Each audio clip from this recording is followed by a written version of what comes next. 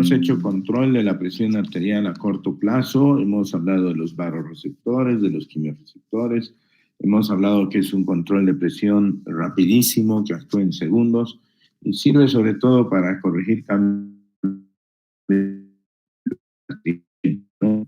Hemos dicho que sus estímulos son muy intensos a partir de entre los 80 y 100 milímetros de mercurio y prácticamente no se producen por debajo de 50.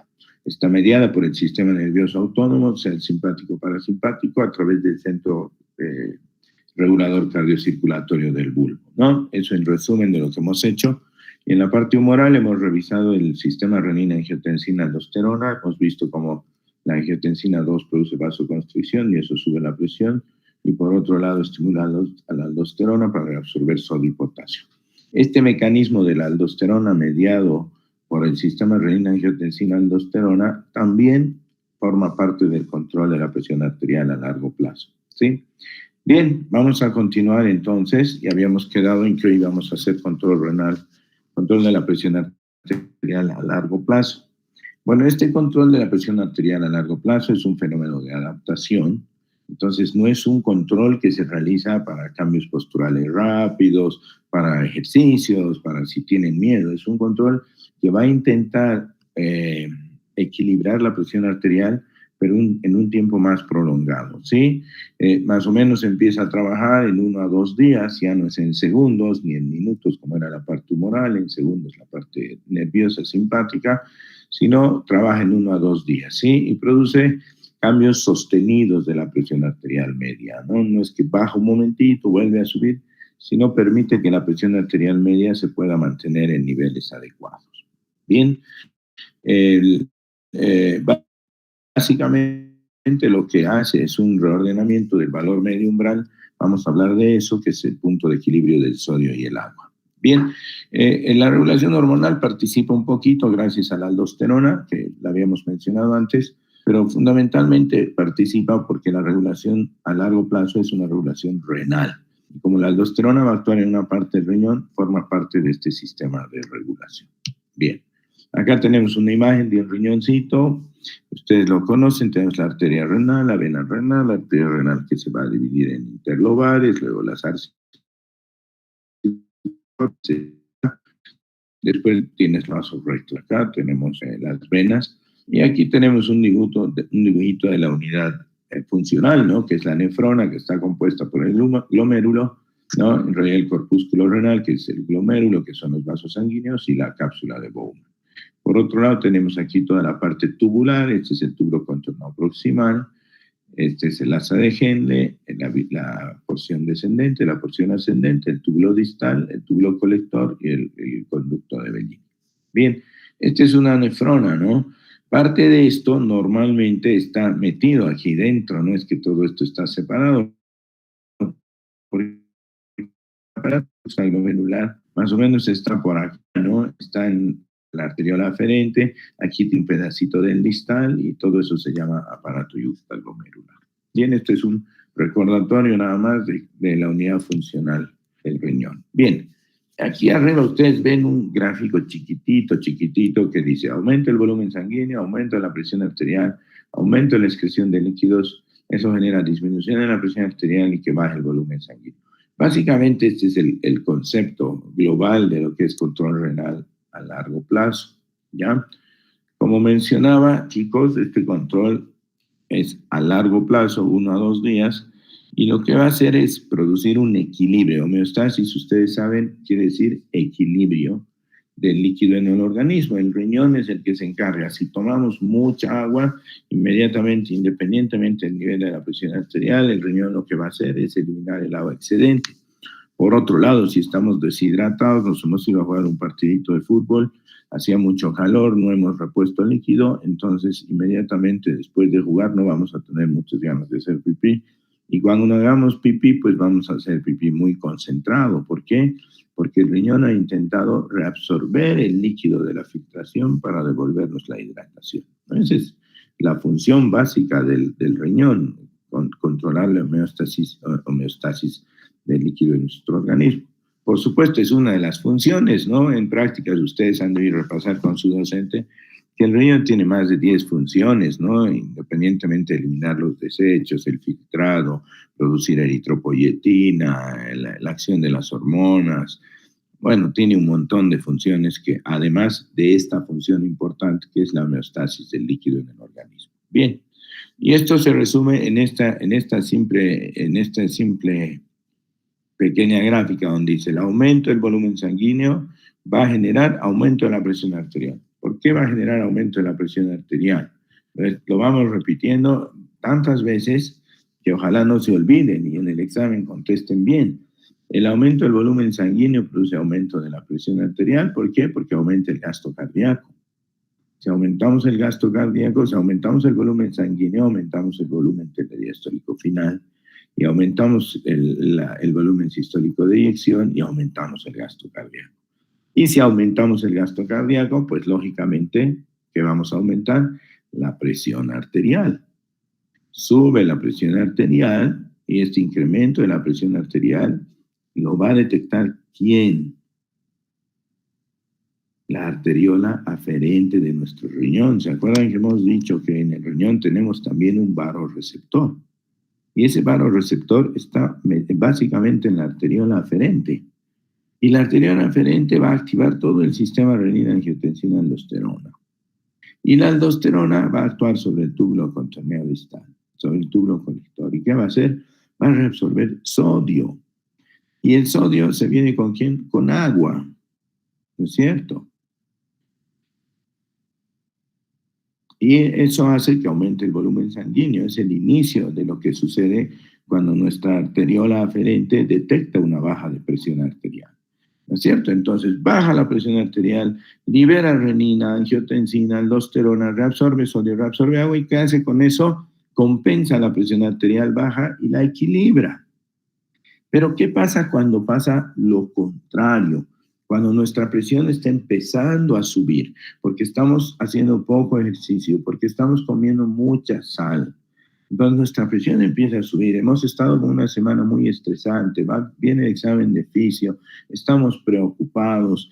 Entonces, ¿qué es lo que sucede? Todos los mecanismos de catecolaminas hacen que empiece a subir nuestra presión. Entonces, cuando empieza a subir nuestra presión, básicamente sube nuestro volumen sanguíneo, sube la presión, lo detecta también la arteriola aferente y hace todo lo contrario. Lo que va a hacer es aumentar la diuresis. ¿Y cómo aumenta la diuresis? Básicamente, ¿se acuerdan de la hormona antidiurética? Lo que pasa es que este incremento del volumen sanguíneo, este aumento de la presión arterial, también va a hacer que la osmolaridad plasmática disminuya. Y al disminuir la osmolaridad plasmática, ¿quién lo sensa? El hipotálamo. Y el hipotálamo inmediatamente lo que va a hacer es dar una orden para que se active la hormona antidiurética. ¿Qué quiere decir? Que no orines para retener volumen de nuevo, ¿no es cierto? Entonces, cuando nos baja la presión, cuando nos sube la presión, se producen todos los fenómenos contrarios. La hormona antidiurética se inhibe. ¿Por qué inhibimos la hormona antidiurética? Para que podamos eliminar ese volumen sanguíneo, ese volumen circulante que está de más en nuestro cuerpo. Y si eliminamos la hormona antidiurética, pues ¿qué hacemos? Tenemos una gran diuresis. Aumenta nuestra diuresis, disminuye el volumen sanguíneo nuevamente y baja la presión. Ahora, ese es un mecanismo básico, pero también, si ustedes recuerdan, el filtrado glomerular viene ¿de qué? ¿De dónde? ¿Se acuerdan de la tasa neta de filtración? Sí, la tasa neta de filtración la calculamos haciendo un análisis de las presiones. ¿Y cuál es la presión que va a determinar que filtremos más o menos volumen? La presión hidrostática. ¿Dónde? A nivel de los vasos capilares dentro del glomérulo. Nos vamos a ir para aquí atrás un poquito, pero no es la mejor diapositiva para eso. Pero bueno, básicamente aumenta la presión hidrostática aquí en el capilar y este aumento de la presión hidrostática en el capilar va a hacer que tu tasa de filtración neta sea mayor. ¿Por qué? Porque va a vencer las otras dos presiones que tenemos oponiéndose, que es la presión oncótica del plasma y la hidrostática de la cápsula de Bowman. Entonces vamos a ultrafiltrar un montón de volumen. Y ese volumen, pues, ¿a dónde se va a ir? a la diuresis, ¿no? Lo vamos a eliminar. Eliminamos volumen, inmediatamente baja el volumen sistémico, inmediatamente baja la presión. Vean cómo hay dos mecanismos intrínsecos, un mecanismo humoral que está conectado a la hormona antidiurética, o sea, a la inhibición de la antidiurética y de la aldosterona, por un lado, y un mecanismo mecánico simple, que es que cuando sube la presión hidrostática a nivel glomerular, pues esto va a producir mayor ultrafiltración, mayor diuresis y disminución del volumen sanguíneo, porque estamos perdiendo volumen a través de la orina, ¿sí? Estos dos fenómenos, chicos, se conocen como diuresis por presión y natriuresis por presión, ¿sí? Diuresis por presión porque cuando aumentan estas presiones, como les explicaba a nivel del glomérulo, pues vamos a aumentar la diuresis. Y natriuresis por presión es porque cuando el cuerpo detecta esto, decide no reabsorber sodio. ¿Se acuerdan que hay una sustancia bien importante que se llama péptido atrial natriurético? ¿Alguien se acuerda de esta sustancia? Esta sustancia es producida en las aurículas, ¿sí? Por eso se llama péptido atrial natriurético. Cuando aumenta el volumen sanguíneo, cuando aumenta la cantidad de líquido que está circulando, mayor cantidad de sangre va a retornar ¿a dónde? A la aurícula derecha, ¿no es cierto? Entonces, la presión venosa central en la aurícula derecha va a ser mayor. Esta cantidad de volumen aumentado en la aurícula derecha hace que la aurícula produzca esta sustancia que se llama péptido atrial natriurético.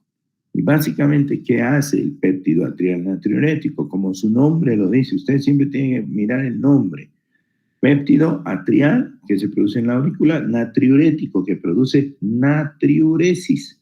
Esta sustancia va al riñón y lo que va a hacer en el riñón es estimular que el riñón elimine sodio. ¿Cuál es el mejor amigo del sodio?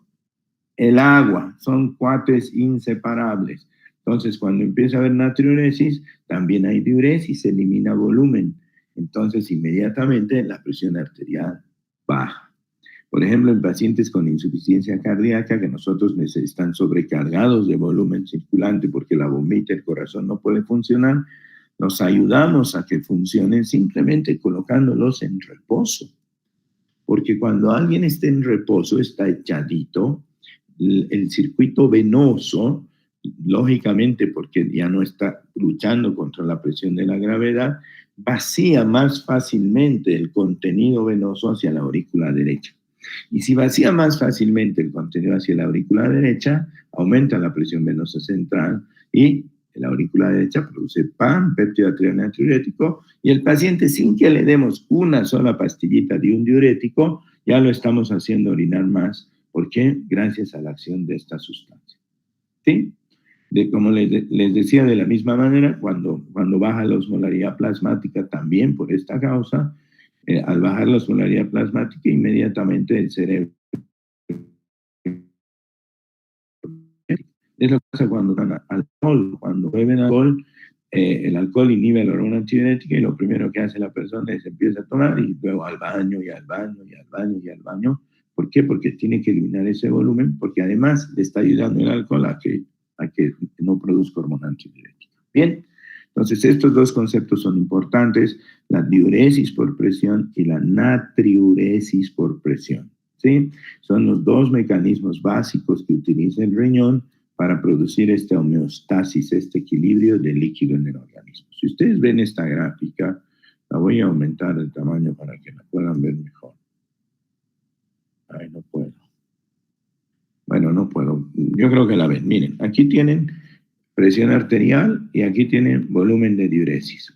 Vean que a medida que la presión arterial media va subiendo, inmediatamente el volumen de diuresis se va incrementando, ¿no? De 1, 2, 3, 4, 5, 6, a medida que la presión va subiendo. Esto se genera o esto se produce en una persona sana, en una persona que tiene el riñón funcionando adecuadamente, ¿sí? Entonces, no se olviden, el control básicamente se produce a partir de la diuresis que el riñón puede generar cuando aumenta el volumen sanguíneo circulante. Bien. Acá tenemos un gráfico, Por favor, no me corten un minuto. Voy a enchufar mi computadora porque se va a morir la batería. Deme un...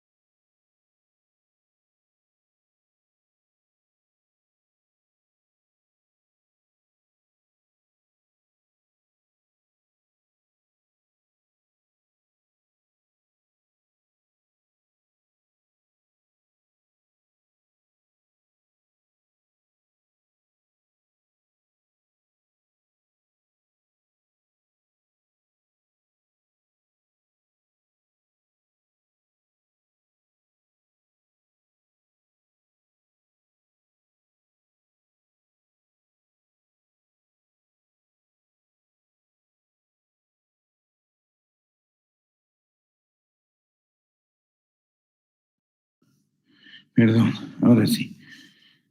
Bueno, una vez que hemos visto ese gráfico, aquí vemos una gráfica donde lo que se hace es bloquear el mecanismo nervioso de control de la presión arterial, el que hemos visto ayer.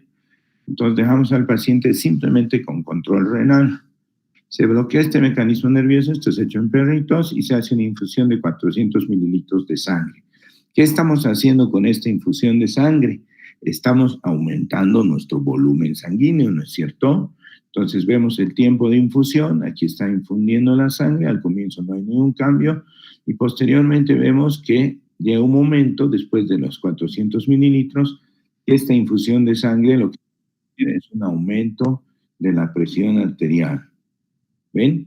Sube la presión arterial. ¿Cuál es la respuesta inmediata de esta subida de la presión arterial? Vean el gasto cardíaco, cómo se ha mantenido normal mientras venía la infusión y llega más o menos en un tiempo de infusión de 60 minutos, aumenta el volumen sanguíneo y sube el gasto, ¿no? Sube el gasto cardíaco. ¿Y cuál es la respuesta? Que el riñón se da cuenta de esta subida del gasto cardíaco, lógicamente está recibiendo sangre de la arteria renal y la arteria aferente, e inmediatamente aumenta la presión de filtración glomerular y aumenta la cantidad de líquido que se produce. De todo este líquido no se reabsorbe todo el líquido, ya les he explicado por los mecanismos hormonales que están inhibiendo a la antidiurética y a la aldosterona, y básicamente el riñón tiene la capacidad de aumentar su diuresis y eliminar más líquidos. Si ustedes se dan cuenta, la diuresis que estaba aquí en 0 se mantiene en 1, se mantiene ligeramente aumentada la diuresis, aunque la presión arterial ya esté regulada. Miren aquí, la presión arterial ya está nuevamente en sus basales, ¿no es cierto?, a las 2 horas. Pero el riñón todavía sigue retirando el exceso de volumen que se ha acumulado. ¿Sí? Así que, y vemos como el gasto cardíaco también disminuye y se genera la compensación renal. Miren el tiempo, aquí ha pasado 1 hora, aquí ha pasado 2 horas, pero el riñón va a seguir trabajando. Si mantenemos aumentando el volumen sanguíneo por distinta causa, el riñón va a seguir trabajando. Este es un equilibrio que se genera a largo plazo, ¿no es cierto? Y aquí vemos esta curva.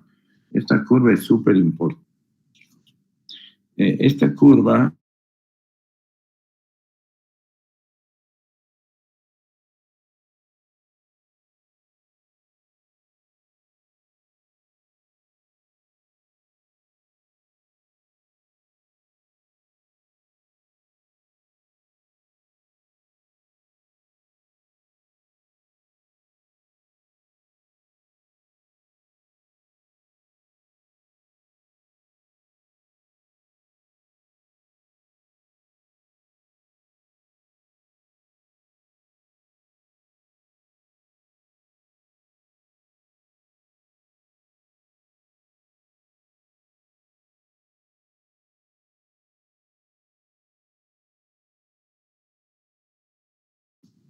ahora sí, se fue el internet. Acá tenemos la misma curva, ¿ven? Presión arterial, solo que acá en lugar de diuresis tenemos ingestión o pérdida de líquido, ¿sí? Y esta es nuestra curva de pérdida renal de agua y sal. Esta curva estaba aquí, en este eje, pero ahora la tenemos acá, ¿sí? Vean cómo el riñón, esto pasa funcionalmente acá, bueno, aquí. Entonces tenemos la presión arterial, tenemos la ingestión de líquido y tenemos la curva de diuresis. Normalmente a una presión arterial, digamos, de 100, de 93, que es la presión arterial media, tenemos un punto de equilibrio de ingestión o pérdida de líquido. Este punto de equilibrio de ingestión o pérdida de líquido va a ser el que va a controlar la presión arterial, ¿sí? Vean esta línea es la ingestión de agua y sal. Yo estoy tomando X cantidad de agua y sal con cantidad moderada de sodio y un volumen de líquido adecuado, entonces mi presión va a estar regulada acá. Pero, ¿qué pasaría si yo subo mi ingestión de agua y sal y la pongo más aquí arriba y hago un cruce? ¿Dónde va a quedar mi punto de equilibrio? Más o menos acá, entre 140 y 150, ¿no es cierto?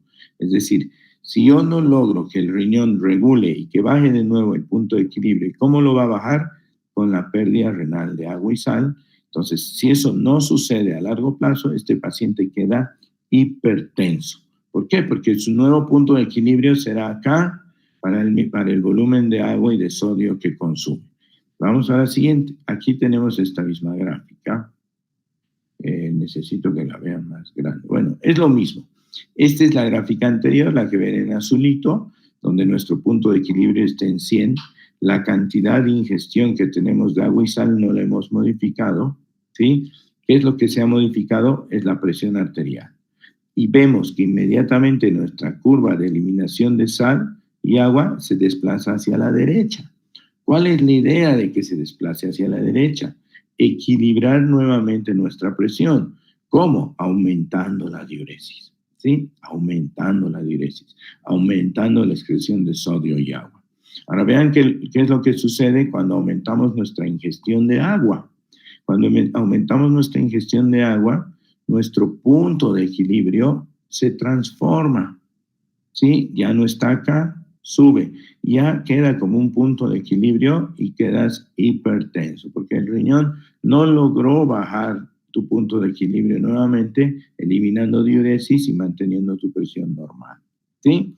Entonces, aquí vemos dos ejemplos de cómo se modifica el punto de equilibrio de sodio y agua, uno, aumentando la ingesta, y dos, sin aumentar la ingesta de agua y sodio. A ver, un hipertenso que ya es hipertenso, que el riñón no está trabajando adecuadamente, pues aunque no aumente la ingestión de agua y sodio, su punto de equilibrio se va a desplazar y va a quedar hipertenso. Y alguien que fisiológicamente está trabajando bien, está funcionando bien, que ha aumentado un montón la ingestión de líquido, aumenta su punto de equilibrio. Pero una vez que el riñón se dé cuenta de esto, ¿qué va a hacer? Va a aumentar la diuresis. Y si aumenta la diuresis, mi punto de equilibrio nuevamente va a bajar al valor normal. Es básico, es simple. Mientras el riñón esté funcionando adecuadamente, todo el exceso de agua y sodio que ustedes le pueden dar al organismo, el riñón va a tener la capacidad de eliminarlo, ¿sí? Esta curva que se llama grado de desplazamiento, la curva de eliminación de líquidos, básicamente utiliza estos determinantes, ¿no? La cantidad de ingestión de agua y sal.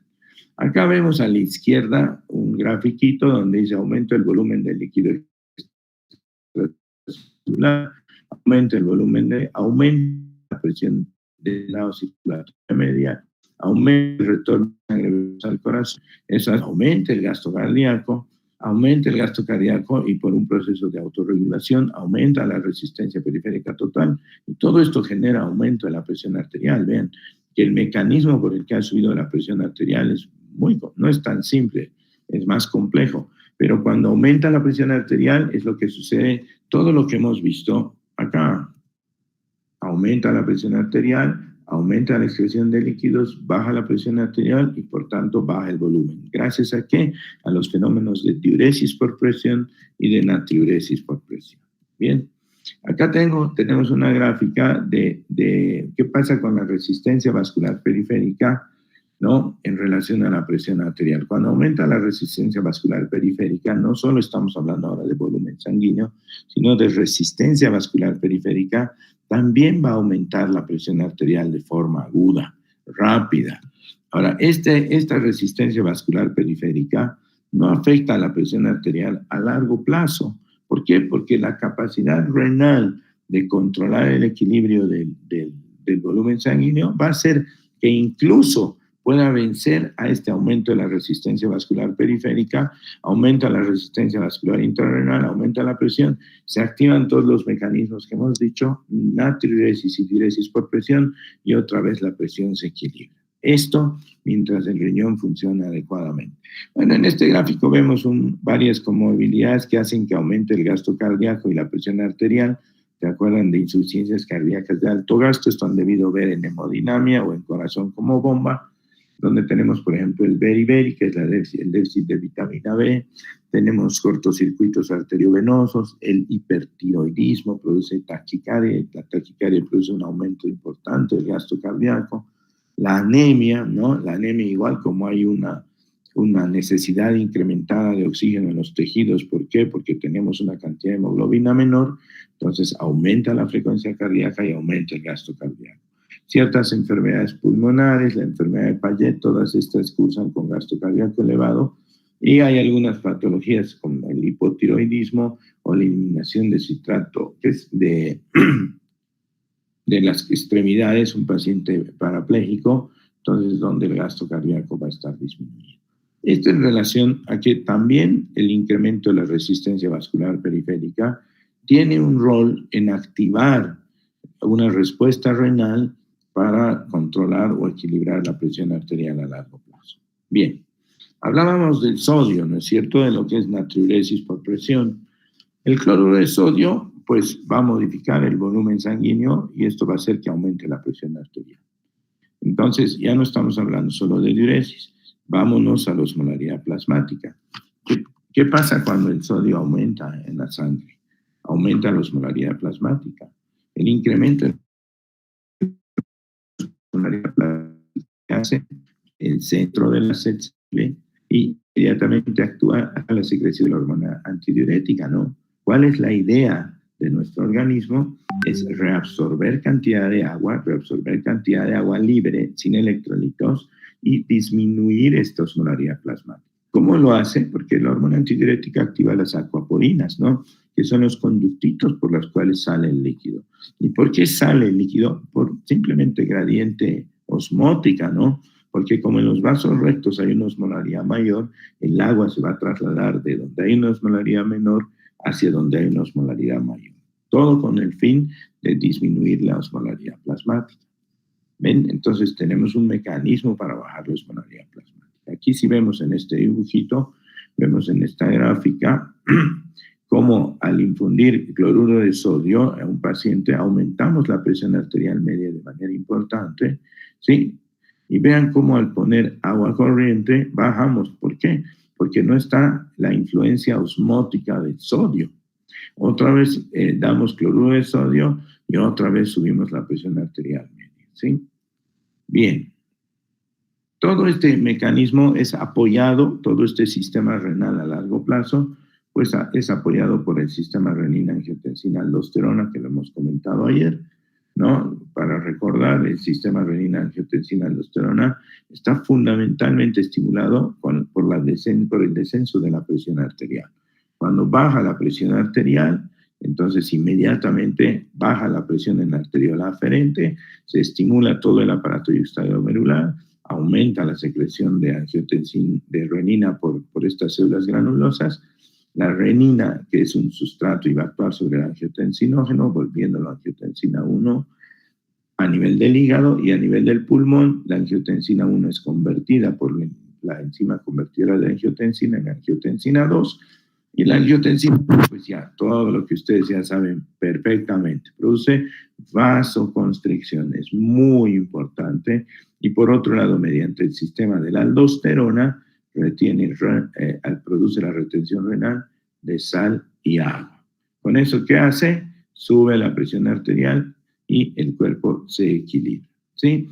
Este es un fenómeno a mediano plazo cuando se trata de una hemorragia, pero sin embargo a largo plazo también va a estar estimulando de esta manera, sobre todo al revés, ¿no? Cuando sube nuestra presión, inhibimos estos mecanismos y permitimos que el riñón genere natriuresis por presión y que equilibre la presión hacia abajo, ¿sí? Bien, acá tenemos un gráfico de las acciones de la angiotensina 2. No solo es vasoconstrictor, sino además tiene un estímulo tubular directo y fundamentalmente actúa sobre la liberación de aldosterona. ¿Ok? Y este gráfico es el último, es un gráfico bien bonito, parece un chenco, ¿no? Pero si ustedes se fijan, aquí tenemos todos los sistemas de control de la presión arterial en un solo dibujito. Vamos por aquí. Un recuerdo. En segundos, ¿quiénes actúan en segundos? ¿Ven aquí la línea negra? La línea negra es del sistema nervioso simpático, de nuestros vasoreceptores, ¿sí? De nuestros quimiorreceptores. Vean, en 30 segundos ya han hecho su mayor trabajo, funcionan perfectamente y después lo que hacen es, en minutos, mantener el equilibrio de la presión arterial. Ya recordando, sirven para equilibrar cambios posturales, para corregir cambios al ejercicio, cuando tenemos miedo, para cambios de posición que puedan producirnos síncope, mareos, porque no llega la sangre al cuerpo rápidamente. Para eso está el sistema de control de la presión a corto plazo. ¿Quién es el responsable de esto? Los vasoreceptores, un reflejo de varo y quimiorreceptores, pero que utilizan fundamentalmente el sistema nervioso autónomo, sistemas nervioso simpático y parasimpático. Bien, vemos aquí en minutos y en horas, ¿no? Tenemos en minutos y en horas otras actividades muy interesantes. Tenemos la propia regulación capilar, esto que han visto en hemodinamia, ¿no? Regulación de flujo sanguíneo local, me imagino que han visto con el doctor Urquieta. Tenemos ya la acción de la aldosterona, y tenemos la acción de otras sustancias humorales. Y vemos lo que pasa ya en horas a días, donde quien participa aquí es el control renal del volumen y la presión. Pero esto ya es desde horas hasta muchos días. Y su máximo pico lo tiene aquí en 1 a 2 días, ¿ven?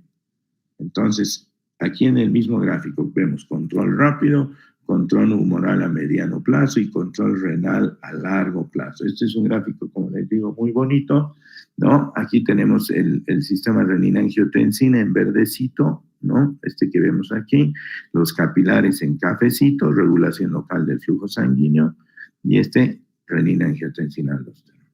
Entonces, básicamente en este gráfico podemos resumir cómo nuestro cuerpo tiene mecanismos impresionantemente bien finitos, bien pensados para poder ayudarnos a controlar la presión arterial. Yo soy hipertensiólogo, tengo muchos pacientes que llegan con un poquito de hipertensión normal alta de pronto y tratamos de, antes de medicarlos, de activar todos estos mecanismos fisiológicos que tenemos. ¿Cómo lo hacemos? Haciendo ejercicio, haciendo deporte, cuidando la dieta, tratando de no consumir grandes cantidades de sodio, tratando de no consumir grandes cantidades de bebidas energizantes que tienen cafeína. La cafeína es vasoconstrictora, tratando de dar soluciones de coaching al estrés, a la ansiedad, a la preocupación, porque todo lo que es estrés, ansiedad, preocupación, ¿qué hace? Activa nuestro sistema nervioso simpático, activa nuestro cortisol, que son las hormonas del estrés, y el cortisol inmediatamente va a activar el sistema adrenérgico y nos va a subir la presión. Entonces, hay muchos mecanismos ambientales que van a hacer que la presión arterial, pero también muchas maneras que tenemos nosotros de controlar la presión, no necesariamente con medicamentos. Ahora, no estoy diciendo que no hay que tomar medicamentos. Yo soy el más importante recetador de antihipertensivos del medio, tengo tanto paciente hipertenso, pero el antihipertensivo va en el momento adecuado, cuando la presión arterial a pesar de todas las motivaciones que podamos generar, control de dieta, hacer ejercicio, control de hábitos, dormir bien, no tomar mucho café, no bebidas energizantes, etcétera, etcétera, no lo logramos, pues sí tenemos que ayudarle al cuerpo dándole un medicamento. Y es tan interesante porque todos los medicamentos que usamos tienen una base en esto que acabamos de ver, en el control de la presión arterial. El primer grupo de medicamentos que se utilizan para control de la presión arterial, que ustedes han debido escuchar, que su mamá, su papá, tíos, alguien toma, se llaman inhibidores de la enzima angiotensina 2, de los ARA2, de los receptores de angiotensina 2. El más común de estos es el famoso losartán. Y si se dan cuenta, ¿qué hace el losartán? Inhibe los receptores de la angiotensina 2. Y si inhibimos baja nuestra resistencia vascular periférica y baja la presión. También baja la actividad de la aldosterona, ¿no es cierto? Entonces reabsorbemos menos sodio, menos potasio, baja el volumen sanguíneo y baja nuestra presión. Otro grupo de medicamentos de primera línea son los inhibidores de bloqueantes de calcio, como el amlodipino. ¿Cuál es su mecanismo de acción? ¿Para qué sirve el calcio en todo esto? Es el personaje más importante para la contracción del músculo liso vascular, ¿no es cierto? Y si disminuimos la fuerza de contracción del músculo liso, bajamos la vasoconstricción, disminuimos la resistencia vascular y mejoramos la presión arterial diastólica. Vean que como cada grupo de medicamentos tiene una función específica en esto que estamos viendo.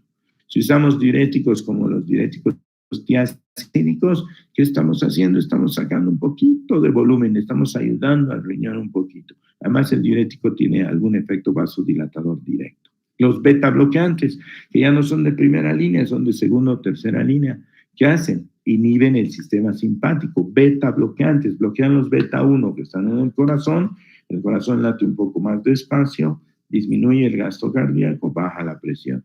Y por otro lado, bloquea el receptor alfa-1 adrenérgico, que está en los vasos sanguíneos, que produce vasoconstricción, disminuye la resistencia vascular periférica y baja la presión. Vean que todo el fundamento de la medicación de los antihipertensivos está en esto. ¿Sí? Bien, chicos, sobre los temas que nos quedan, en realidad nos quedan circulaciones especiales. He hablado con el doctor Ponce y vamos a seguir con el calendario. El lunes ya van a empezar con respiratorio. Y cuando termine el respiratorio, siempre quedan 2 o 3 días antes del parcial para que podamos reponer esta clase. Esta clase de circulaciones especiales no está ligada directamente con esto. O sea, se la puede hacer tranquilamente así. Y si no hubiera ese tiempo, yo voy a hablar con su representante, con Joaquín, para coordinar un sábado en la mañana, un ratito de 11 a 12 nos podemos reunir y hacemos esas 2 clases que nos faltan, ¿sí? El doctor Ponce no quiere modificar el calendario, se ha mantenido muy bien hasta ahora. La próxima semana van a hacer práctica de presión arterial, pero ya van a empezar las teóricas de respiratorio. Bien, cualquier duda, pregunta, tienen ahí mi chat, estoy incluido en este grupo. No hay problema, no cobro, así que por favor, lo que quieran preguntar por vía inbox, así dicen ustedes, ¿no? Y nos estamos viendo, esperamos yo ver si no es este sábado, el próximo, para que hagamos estas 2 clasecitas, ¿ya? Cualquier duda, yo estoy en la facultad lunes, martes y jueves, lunes en la mañana, martes en la tarde, jueves en la mañana, lo que necesiten a sus órdenes, ¿ya? Que estén bien, se cuidan mucho, no ven saludable, mucha fruta, ensalada, hagan deporte, hagan ejercicio, vayan a la iglesia, por favor, que Dios los cuide y los bendiga, ¿ya? Nos vemos, que estén bien, que Dios cuide a nuestro país y que todo vaya bien en nuestro país. Chao, chicos, hasta luego.